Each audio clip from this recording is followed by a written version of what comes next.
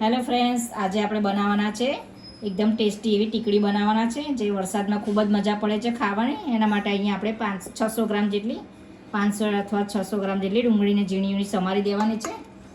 અને આપણે એની અંદર એક જ વાટકી ચણાનો લોટ ઉમેરવાનો છે. આમાં વધારે ચણાનો લોટ હોતો નથી, ડુંગળી જ વધારે હોય છે. આમાં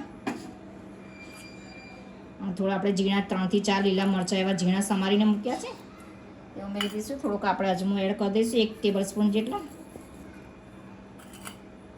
થોડીક આપણે કોથમીર એડ કરી દઈશું 1 ટેબલ સ્પૂન જેટલું આપણે ગરમ મસાલો એડ કરી દઈશું અંદર. અને માપ પ્રમાણે આપણે મીઠું એડ કરી દઈશું.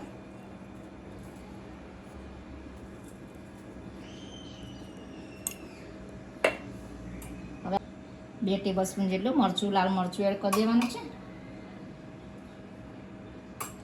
અને હાફ ટીસ્પૂન જેટલી આપણે હળદર એડ કરી દઈશું. અને 1 ટેબલ સ્પૂન જેટલું ધાણા જીરું એડ કરી દઈશું. હવે આપણે આ બધું જ મિક્સ કરી દેવાનું છે. આમાં પાણી બિલકુલ ઉમેરવાનું નથી, ડુંગળીમાંથી પાણી છૂટતું જ હોય છે. અને આપણે 3 થી 4 ચમચી જેટલું તેલ ઉમેરી દઈશું. તેલથી એકદમ ક્રિસ્પી એવી બને છે. હવે આપણે મિક્સ કરી દઈશું બધું. હવે આપણે ખીરું એકદમ પરફેક્ટ થઈ ગયું છે. હવે આને આપણે 5 થી 10 મિનિટ માટે આપણે એને રેસ્ટ આપી દઈશું, એટલે ડુંગળીનું પાણી એકદમ બધું છૂટી જશે. હવે આપણે નાના તેલ આવી ગયું છે, આપણે પેનમાં તેલ મૂકી દીધું છે. હવે આપણે નાના ભજીયા ઉતારી દઈશું એને.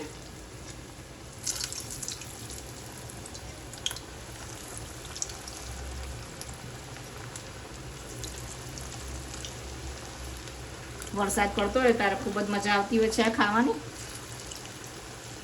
એકદમ ટેસ્ટી એવા આપણા બનીને રેડી થઈ જશે હમણાં.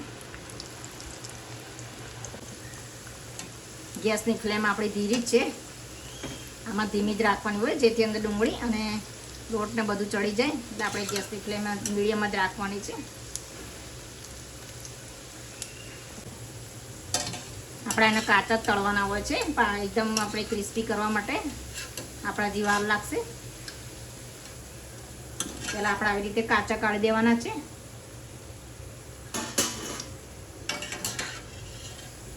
આવી રીતે આપણે બીજા પણ કાઢી દઈશું.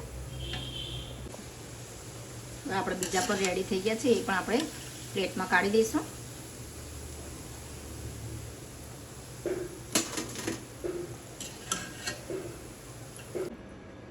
આપણે ગરમ જ ભજીયાને આપણે પ્રેસ કરી દેવાના છે. ધીરે પોલા હાથે કરી દઈશું. આ રીતે જ આપણે બધા પ્રેસ કરી દઈશું.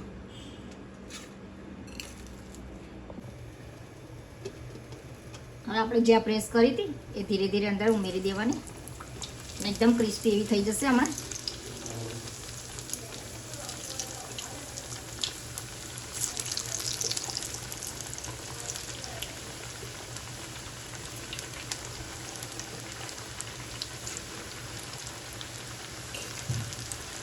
અને તમારે એક કરીને ફરાવતું રહેવાનું, જેથી બંને બાજુ એકદમ ક્રિસ્પી એવી બની જાય.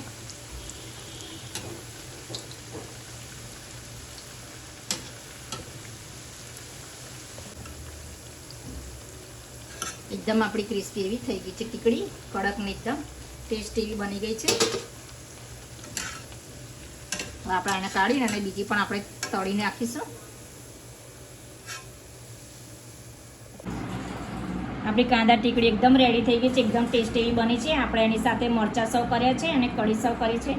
ખૂબ જ મજા આવે છે. તમને મારી રેસીપી પસંદ આવે તો લાઈક કરજો, શેર કરજો અને મારી ચેનલને સબસ્ક્રાઈબ કરજો. અને બાજુમાં બેલ આઇકનને ક્લિક કરજો જેથી મારી નવી રેસીપી મળતી રહે.